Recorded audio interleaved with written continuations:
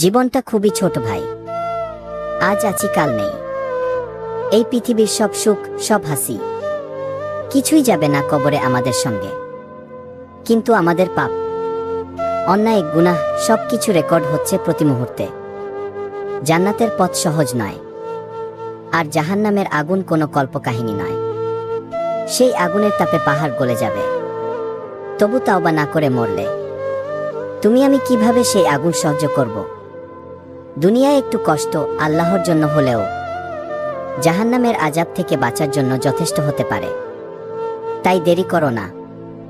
আল্লাহ এখনো অপেক্ষা করছেন তোমার ফিরে আসার। তুমি যত পাপী হও না কেন, তোমার তওবা আল্লাহ পছন্দ করেন। একবার কান্না ভেজা চোখে বলো, ইয়া আল্লাহ, আমায় মাফ করে দাও। দেখো সেই রহিম করুণাময় প্রভু কিভাবে তোমার সব গুনাহ মুছে ফেলেন।